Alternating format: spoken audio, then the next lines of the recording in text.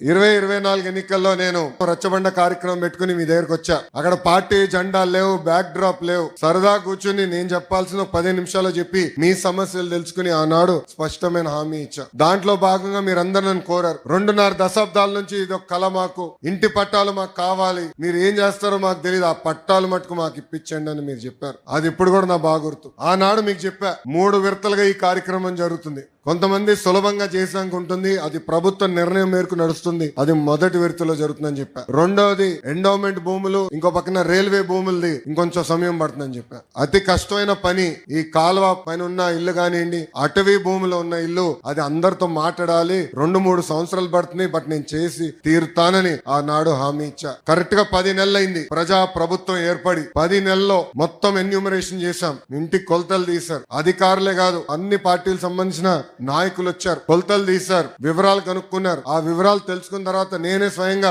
Revenue మంత్రి అనగాని సత్యప్రసాద్ గారితో, గౌరవ ముఖ్యమంత్రి గారితో అనేక సార్లు మాట్లాడి ఏకంగా అది కేబినెట్ కి తీసుకెళ్లి కేబినెట్ లో ఆమోదం తెలిపిన తర్వాతనే ఈ కార్యక్రమం మన ముందలు తీసుకెళ్లే పరిస్థితి. మీరందరూ ఒక్కసారి గుండెపై చేయబెట్టి ఆలోచించారు. గత 2.5 దశాబ్దాలుగా మీకున్న కళ ఇది. అనేక మంది నాయకులు మీరు కలిశారు. జిరాక్స్ ప్రింటింగ్లకే విపరీతంగా ఖర్చు అయిపోయింది, కాగితాలు ఇచ్చేదానికి ఖర్చు అయింది. అలాంటిది వేదికమైన నాయకులందరం మేము కష్టపడి, మీ దగ్గర ఒక బాటిల్ నీళ్ళు కూడా మేము తాగలేదు, మీకోసం కష్టపడి అవినీతి లేకుండా ఈ రోజు మీకు ఇల్లు పట్టాలు మేము ఇస్తున్నాం. పెద్దలు ఇప్పుడే చెప్పారు, దాదాపు మొదటి విడతలో మార్కెట్ విలువ 1000 కోట్ల విలువైన ఆస్తిని ఈ రోజు మీకు శాశ్వతంగా హక్కు కూటమి ప్రభుత్వం అందజేస్తుంది.